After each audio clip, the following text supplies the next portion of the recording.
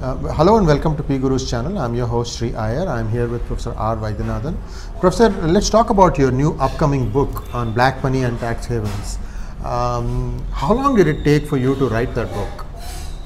Oh, see, the seeds of the book were sown in 2008. 2008. It was a 9-year effort. Sort of. No, I would not say 9 continuous years because I was doing so many other things. In between, my India Uninc also got released. I'm telling seeds of the book. Right. When L.K. Advani formed that committee in order to study the black money, myself, Ajit Doval, Gurumurthy and Jitmalani, Nagesh Jitmalani were members in that.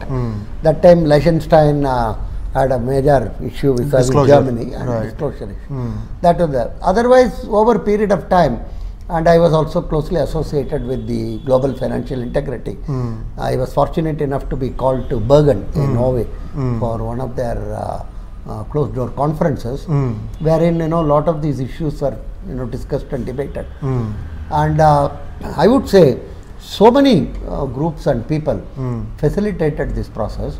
So to that extent, it's dealing with both the domestic black money as well as illicit money kept abroad.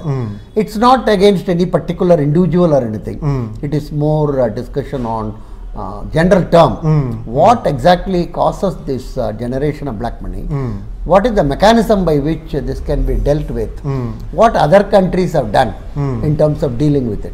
Similarly, when we deal with tax havens, how the illicit money is kept abroad and what are the mechanisms which are being adopted and how a global situation is now slowly turning against tax havens. These were called, actually, you might be surprised, 10 years before these were called modern financial centers and innovative financial centers. Today they are called tax havens. Not even tax havens. Some literature in US and other thing mention them as illicit financial centers. See, the whole terminology itself has changed. One major reason also is the 9/11. The US investigation found that some portion of it has come through tax havens. Correct. One. Second major reason is huge, big companies, global companies located in US don't pay any taxes in US. Right. They are all showing it in Bahamas and Virgin Islands and Cayman Island and other. You take Amazon, you take Microsoft, Apple too. Apple, all these big companies, top 20, 30 companies don't pay any taxes in US. And US is furious about it. Both the earlier Obama government as well as that of the current Trump government. Because they say you call yourself US company, but we are not getting anything out of that. So, and US went all out against UBS, you are aware of it. And they fined UBS $800 million for keeping monies of the US citizens. So there is a global situation itself is changing today. And in a sense, it's beneficial to India.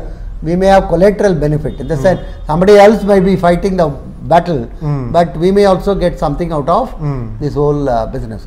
So I thought there is a need for a book in this area of black money and tax haven, more explaining the overall context and the possible methods of solution. This book is getting released. This is by the Tata Westland, who published my earlier book on India Unincorporated. And Tata Westland, large portion of it, it has been acquired by Amazon, but still it works under Tata Westland. So October 3rd is the target date in which it would be available on the net, and then it will be released. I think maybe one of the first places may be the Anandamayi colleges located near Kollam, and then Sastra University, where I am one of the visiting professors, and that belt, what is known as Kaveri belt, it will be released, and of course later Bombay, Delhi, Bangalore, various other. More important is it is not the physical release. Nowadays that is not very critical, because in the internet you release it actually. I would strongly suggest people to buy the book and read it for the change, and this they would find it I am sure very interesting. I am started working on my next book also, about which we will discuss later. The Tata Westland has requested me to do my next book also with them, and that should be released next year, hopefully, 1 year or 1.5 years more, right? Thank you. Professor, good luck with your book, and thanks for taking the time to meet with PGurus, and we wish you all luck in your next writing venture also.